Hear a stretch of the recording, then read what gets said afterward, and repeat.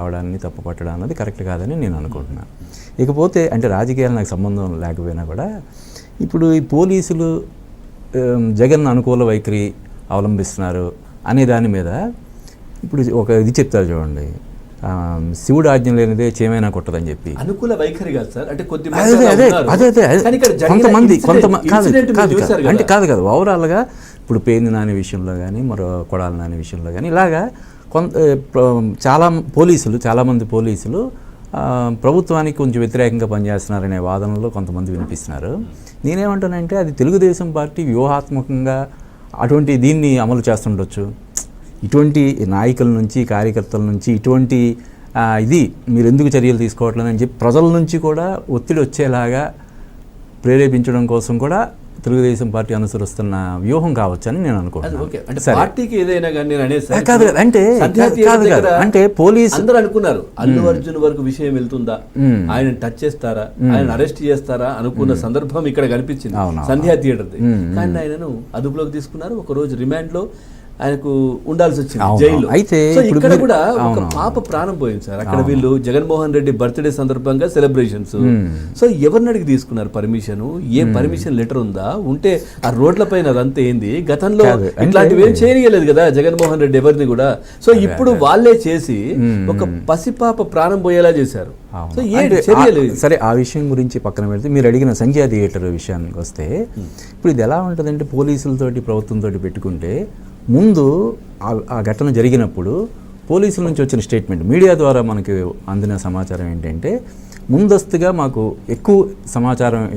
ఎక్కువ రోజుల ముందు సమాచారం ఇవ్వకుండా షార్ట్ నోటీస్లో మాకు చెప్పడం వల్ల మేము తగిన బందోబస్తు ఏర్పాటు చేయలేకపోయామని చెప్పి ముందు మనకి మీడియా ద్వారా అందిన ఇది. ఆ ఘటన జరిగిన వెంటనే మనకు వచ్చిన ఇన్ఫర్మేషన్ ఏంటంటే పోలీసుల నుంచి మనకు ముందుగా మాకు తెలియచేయలేదు, అప్పటికప్పుడు ఒక కొన్ని గంటల వ్యవధిలోనే మాకు తెలియడం వల్ల మేము తగిన బందోబస్తు ఏర్పాటు చేయలేకపోయామని చెప్పి అన్నారు. ఇప్పుడు ఏమంటున్నారు, అసలు పర్మిషనే లేదు, అసలు మేము పర్మిషన్ ఇవ్వలేదు, వాళ్ళు అప్లై చేశారు, దాన్ని అవుట్రైట్గా మేము రిజెక్ట్ చేసామని చెప్పి అంటున్నారు. సో అక్కడ మనకు పరస్పర విరుద్ధం అనేటువంటి ఇవి కనిపిస్తున్నాయి. సరే, ఇవి ఇప్పుడు మీరు చూస్తున్నారు రోజుకో ఒక రకమైనటువంటి పరిణామాలు, రోజుకో ఒకటి కాదు గంటకి పరిణామాలు జరుగుతూ చివరికి ఏమైందంటే ఇది ఒక రాజకీయ రంగు పులుముకోవడం మనం చూసాం. దానివల్ల ఏమైంది, ఇంక ఇది అవుట్ ఆఫ్ ప్రొపోర్షన్, అంటే ప్రభుత్వం చేతుల్లో కూడా లేకుండా వెళ్ళిపోయే ప్రమాదం వచ్చేసింది ఈరోజు. ఇప్పుడు చూస్తే ఈరోజు మన రకరకాల స్టేట్మెంట్లు కానీ రాజకీయ నాయకులు కానీ ఎమ్మెల్సీ కానీ ఎమ్మెల్యేలు కానీ మినిస్టర్లు కానీ ఇచ్చిన స్టేట్మెంట్ల వల్ల అంతా ఒక గందరగోళం. ఏం జరుగుతుంది ఏంటి అంటే ఇక్కడ నుంచి ఇండస్ట్రీ వైజాగ్ వెళ్ళిపోద్దా అనేంతవరకు వచ్చేసింది. ఇప్పుడు ఈరోజు దానికి ఒక ఫుల్ స్టాప్ పెట్టే ప్రయత్నం అయితే జరిగిందని చెప్పి నేను అనుకుంటున్నాను.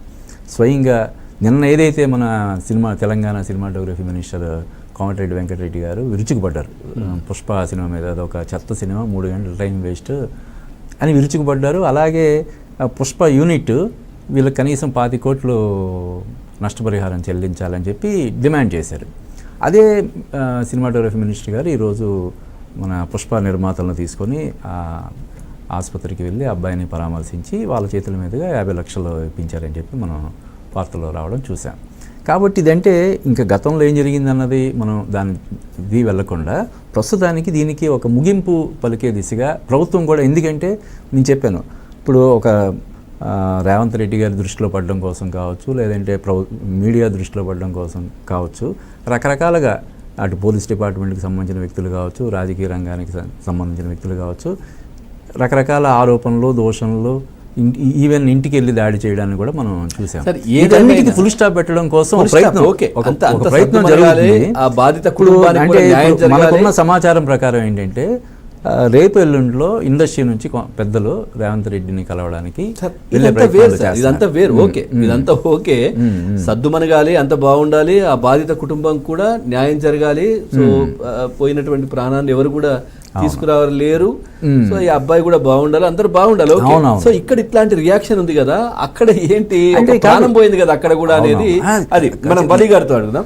వలి గారు, సార్ ఈ కూడళ్ళ దగ్గర పర్మిషన్లు హంగామా చేయడం, ఈ విధంగా బర్త్డే సెలబ్రేషన్స్ ఏంటి సార్? మరి అంటే ఖచ్చితంగా పర్మిషన్ తీసుకోవాలి కదా?